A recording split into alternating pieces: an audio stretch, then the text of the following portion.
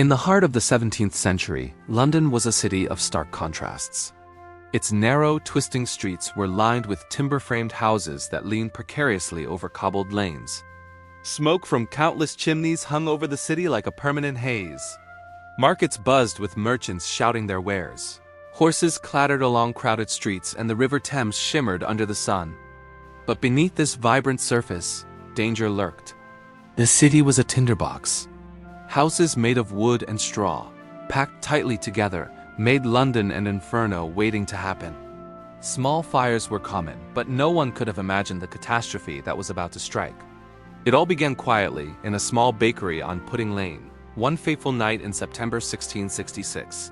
What started as a single spark would soon grow into a monstrous fire, engulfing the heart of London, leaving the city in ruins, and sparking rumors that persist to this day.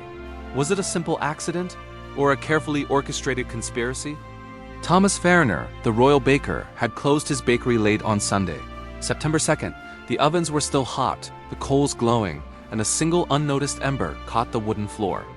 It smoldered quietly at first, but by dawn, the fire had spread to neighboring buildings. The summer had been unusually dry, leaving timber and thatch tinder dry. A strong wind from the east fanned the small flame into roaring tongues of fire. By morning, smoke spiraled into the sky and the city awoke to a vision of terror. Citizens tried desperately to douse the flames. Buckets of water were passed from hand to hand as chains of men and women formed human rivers. But the fire leaped from building to building with a relentless hunger, devouring everything. The narrow streets and tightly packed houses became conduits for destruction, creating firestorms that no bucket could contain. The people of London were unprepared for what came next. Families scrambled to save themselves, carrying whatever they could. The streets became clogged with carts, horses, and panicked crowds. The air grew thick with smoke and the acrid stench of burning wood. The fire consumed homes, businesses, and churches. St. Paul's Cathedral, a symbol of London's grandeur, was threatened, its massive stone structure holding out for days before finally succumbing to the inferno. Eyewitness accounts tell of both desperation and heroism. Citizens broke down doors to rescue neighbors, formed bucket brigades, or simply fled with children and pets in their arms. But fear and confusion reigned. Many didn't know which way to run as the flames devoured entire streets in mere minutes. The chaos was unimaginable. Authorities, including King Charles II, arrived to oversee the firefighting effort.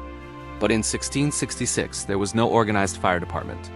Methods were rudimentary. Houses were torn down to create fire breaks, and gunpowder was used to demolish buildings in the fire's path. Despite their efforts, the wind carried embers across the city, igniting new fires before the old ones could be extinguished. For 3 days and nights, London burned.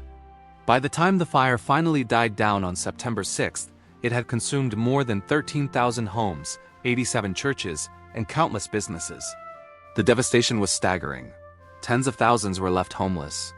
Though the official death toll was remarkably low, just 6 confirmed deaths, the true number was likely much higher. In the fire's aftermath, disease, exposure, and starvation would claim many more lives. While most agreed the fire began in Thomas Fariner's bakery, rumors swirled that it was no accident. England was at war with the Dutch, and conspiracy theories suggested the fire had been deliberately set to weaken London and humiliate the crown. Some believed Dutch agents had smeared pitch on buildings, while others claimed Catholics, accused of plotting against the Protestant king, had orchestrated the blaze. Pamphlets and broadsheets quickly spread these sensational stories, each more terrifying than the last. Even King Charles II faced suspicion. Some suggested he had neglected to act quickly enough to save the city. Others whispered that the fire was a divine punishment for England's sins, a supernatural judgment. Historians today debate these theories. Most agree the fire's rapid spread was due to environmental factors, the wind, the dry weather, and the city's wooden architecture, rather than deliberate sabotage. Yet, the conspiracy theories reflect a deeper truth. Fear and uncertainty can transform any disaster into a legend. The physical damage was immense. The city's medieval layout, with its narrow, winding streets, had been obliterated. Commerce, housing, and infrastructure lay in ruins. Survivors faced the daunting task of rebuilding their lives from the ashes. Architect Christopher Wren would later design a new St. Paul's Cathedral, a powerful symbol of London's resilience. New building codes were enacted to prevent future fires. Houses were to be constructed with brick and stone. Streets were widened, and fire breaks became a standard part of city planning. Still, the emotional and social scars lingered. Families had lost everything, entire neighborhoods had vanished, and mistrust hung in the air. The fire became a story passed down through generations, a cautionary tale of fragility and fate. The Great Fire of London left a lasting legacy. It reshaped the city physically, socially, and psychologically. Modern London owes much of its layout and architecture to the rebuilding efforts that followed this disaster. The fire also revealed the depths of human resilience. Amidst the chaos, neighbors helped each other and communities came together to survive. But the fire also teaches us about the dangers of fear, rumors, and conspiracy. In times of crisis, people often search for someone to blame, and history shows how quickly that blame can spiral into hysteria.